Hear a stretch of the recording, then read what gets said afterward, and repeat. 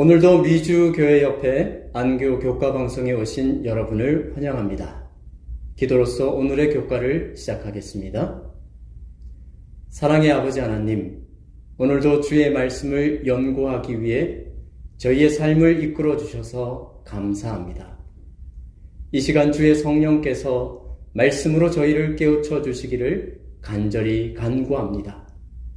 주시는 말씀을 겸손한 마음으로 받아 순종하며 살게 하여 주옵소서.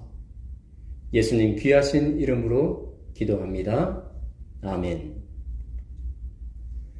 3월 10일 월요일 주제는 의로우시며 의롭게 하시는 분입니다. 성경은 하나님의 아들이신 그리스도께서 이 땅에 오신 것에 대하여 이렇게 말씀합니다. 요한일서 3장 8절의 말씀입니다. 죄를 짓는 자는 마귀에게 속하나니 마귀는 처음부터 범죄함이라. 하나님의 아들이 나타나신 것은 마귀의 일을 멸하려 하심이라. 그러므로 예수님께서는 사탄의 권세를 깨뜨리고 그의 일을 멸하기 위해 이 땅에 오셨습니다. 하늘에서 시작된 선과 악의 대쟁투에서 그분은 온전한 승리를 거두시고 대쟁투의 종지부를 찍기 위하여 이 땅에 오신 것입니다. 그렇다면 예수님께서 어떻게 사탄을 멸하실 수 있었을까요? 히브리서 2장 14절은 예수님께서 어떻게 사탄을 멸하시는지를 묘사합니다.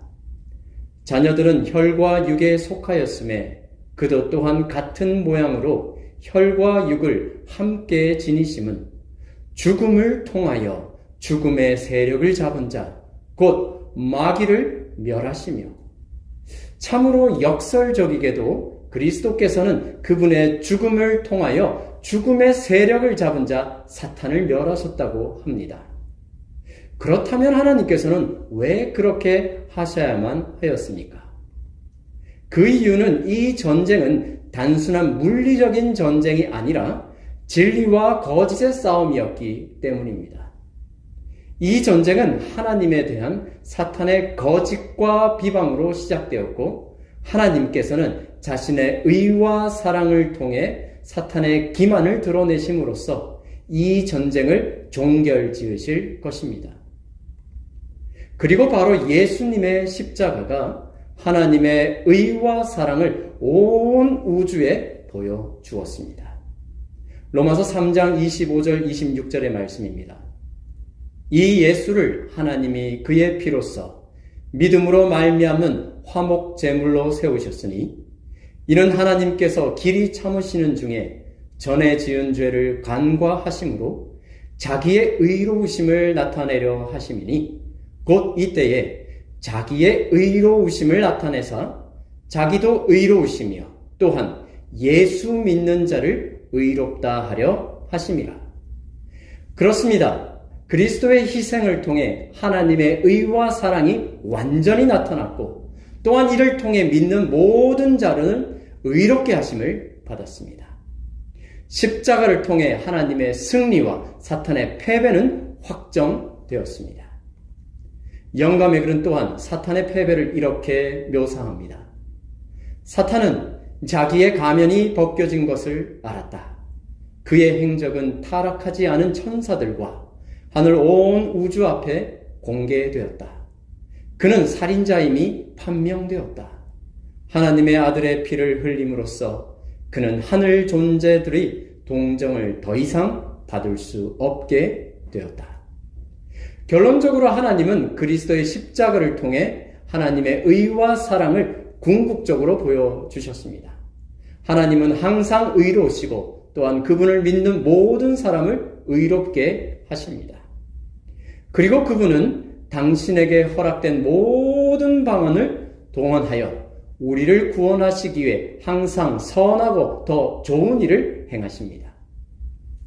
그런 믿음을 갖고 살아가도록 오늘의 말씀을 묵상하고 적용하는 시간을 갖도록 하겠습니다. 묵상을 위한 질문입니다.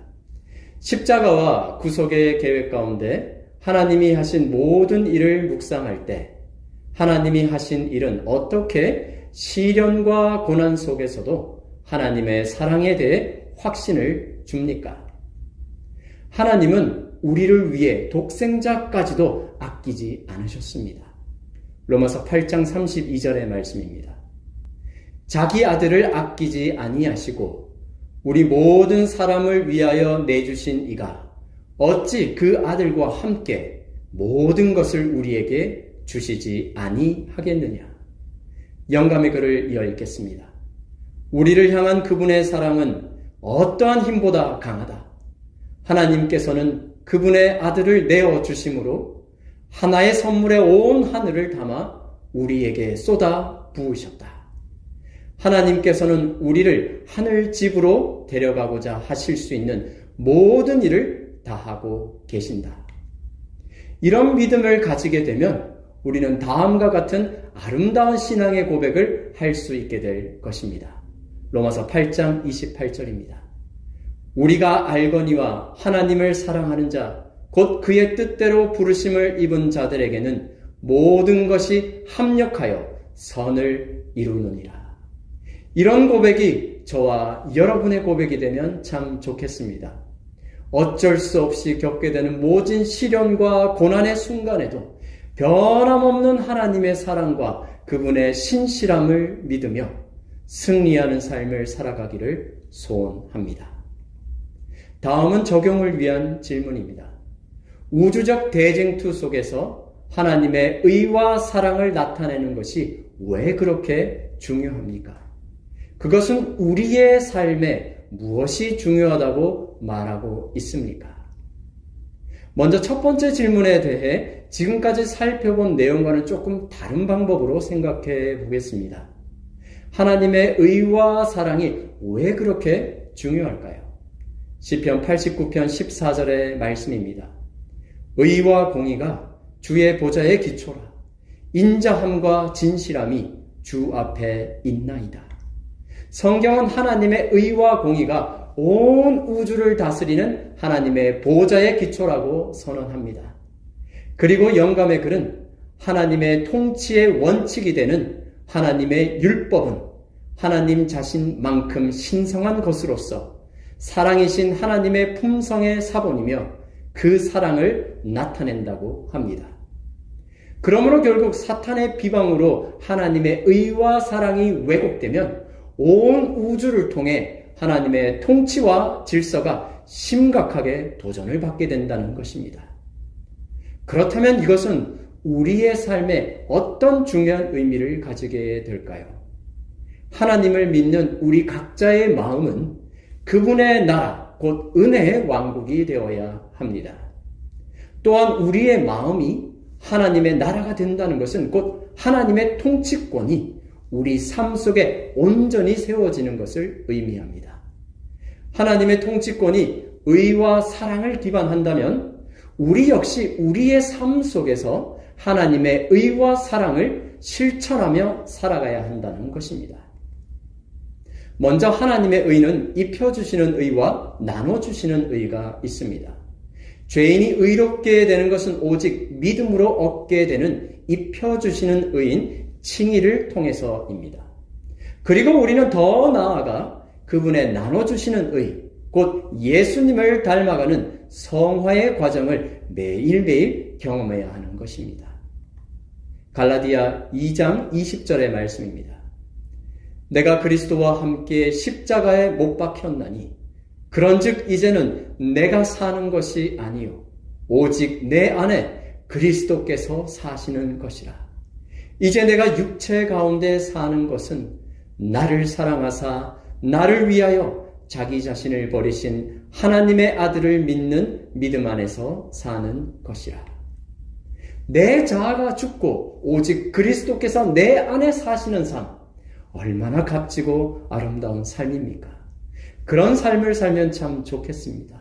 온전히 그리스도로 살게 되기를 소원합니다. 다음으로 우리는 사랑을 실천하며 살아가야 합니다. 베드로전서 4장 7절 8절의 말씀입니다.